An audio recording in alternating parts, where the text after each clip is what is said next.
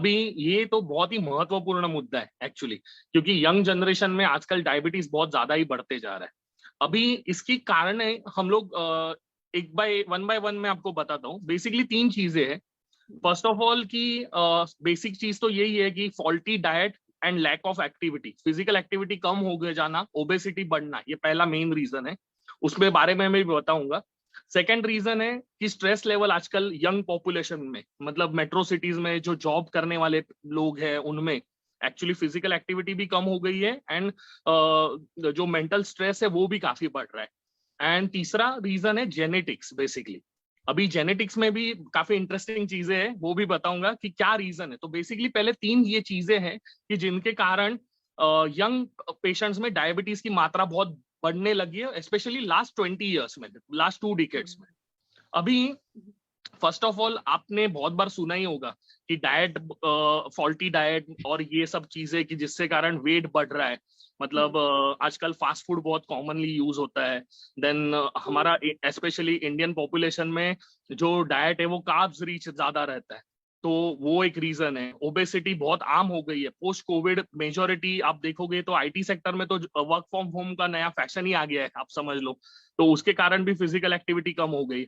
अभी आजकल के युवाओं में आप देखोगे, specially from 15 years to 40 years, ये जो रेंज है, यंग यंग पॉपुलेशन बेसिकली, वो फिजिकल एक्टिविटी कम कर रही है, खाने पे ज्यादा ध्यान नहीं हो रहे। स्विगी, जोमेटो, ये सब चीजें भी बहुत आ गई है, अर्बन क्लैप आ गया है। तो पहले के टाइम पे मुझे याद है कि बचपन में मम्मी भेजती थी कि जाओ प्लम्बर को बुला के लाओ, आजकल वो ऐप में ही हो जाता है। खाना भी हम लोग रेस्टोरेंट में जाना कम करते, घर पे ही ओटीटी देखते हैं कोई प्लेटफॉर्म और स्विगी या जोमेटो से ऑर्डर कर देते। तो फिजिकल एक्टिविटी कम होते जा रहा है। एक प्रकार से जंक फूड भी हम लोग ज्यादा प्रमोट करते जा रहे हैं, कार्ब्स का इंटेक ज्यादा है। ये एक रीजन है बेसिकली ओबेसिटी का, पहला वाला चीज। अलग अलग दूसरा, मेंटल स्ट्रेस भी आजकल बहुत ज्यादा है, क्योंकि आपने अभी रिसेंटली भी सुना होगा रिसेशन भी आने के चांसेस है। जॉब लेइंग ऑफ हो रहे, काफी कंपनीज जॉब लोगों को निकाल भी रही है। तो इसके कारण वर्क स्ट्रेस होगा, फैमिली स्ट्रेस होगा। मेट्रो सिटीज में तो बहुत सारी चीजें, फैमिली है, पैसे का स्ट्रेस है, फिर जॉब टेंशन है, टारगेट मीट करने हैं, ये सब चीजें भी बहुत आम हो गई है। तो एक प्रकार से मेंटल स्ट्रेस और स्पेशली डिप्रेशन भी काफी ज्यादा पाया जा रहा है आजकल कि यंग पेशेंट्स में। ये एक अनदर रीजन है कि जिसके कारण स्ट्रेस हार्मोन्स बढ़ते और डायबिटीज आने के चांसेस भी बढ़ जाते।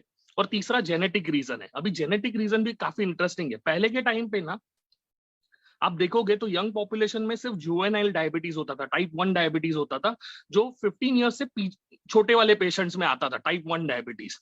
आजकल आप देखोगे ना तो यंग पॉपुलेशन में टाइप 2 डायबिटीज बहुत ज्यादा बढ़ते जा रहा है। एंड टाइप 2 में भी ना आप देखोगे तो एक maturity onset of diabetes of young करके एक आता है, मोदी टाइप्स वाला एक्चुअली।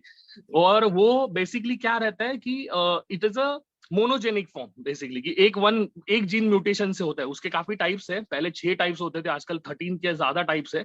पर ये इतना फ्रिक्वेंटली हम लोग बात नहीं करते, और कोई ज्यादा इसके बारे में क्या बोलते हैं उसको, इतना उसको लैमलाइट में भी नहीं लाता। पर एक जेनेटिक रीजन भी एक मेन कारण है कि जो यंग पॉपुलेशन में ज्यादा बढ़ रहा है।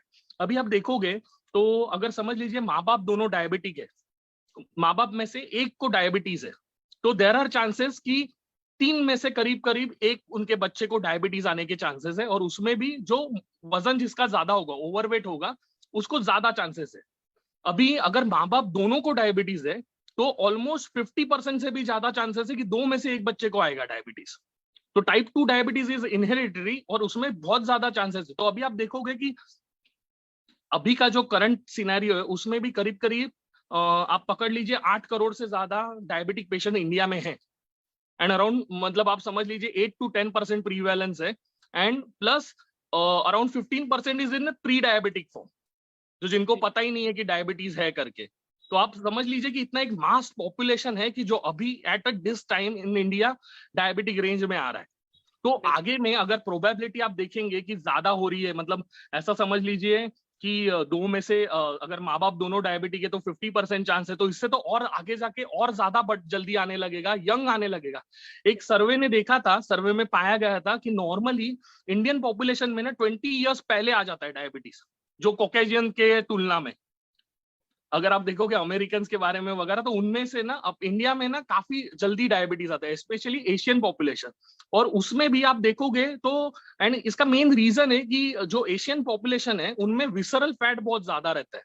मतलब आप देखोगे, फॉर एग्जाम्पल मैं एग्जाम्पल दे रहा हूँ, अगर समझ लीजिए हम लोग कंपेयर करेंगे एक 5 kg का न्यूबॉर्न बेबी इंडियन पॉपुलेशन का एंड कॉकेशियन का, तो दोनों का वजन तो 5 kg है, पर फैट कंटेंट ना इंडियन बेबी में ज्यादा होता है, specially visceral fat. And that is the main reason कि इसके कारण डायबिटीज की प्रीवैलेंस इंडिया में या एशियन कंट्रीज में बहुत ज्यादा हो रही है। ये एक रीजन है। अभी इसके अलावा जैसे मैंने बोला कि ये मोनोजेनिक जो फॉर्म्स है, मोदी टाइप वाले, maturity onset of diabetes of young, ये इसमें बेसिकली क्या रहता है कि 1 जीन म्यूटेशन रहता है, और इसमें भी ना फैमिली हेरिडेटरी रहती है, मतलब मिनिमम 3 जनरेशन का हेरिडेटरी रहता है, मतलब दादाजी को है, पिताजी को है और बच्चे को है, 3 जनरेशन से डायबिटीज आया हुआ है, तो वो जीन्स में घुस गया, ऐसा समझ लीजिए काइंड ऑफ। कि इसके कारण अगले जनरेशन में फॉल्टी जीन्स आते हैं जो कम पैनक्रियाज में से इंसुलिन प्रोड्यूस करते हैं, और जिसके कारण डायबिटिक की चांसेस और जल्दी आने के diabetes, specially in the young population, diabetes आने के चांसेस भी बढ़ जाते हैं।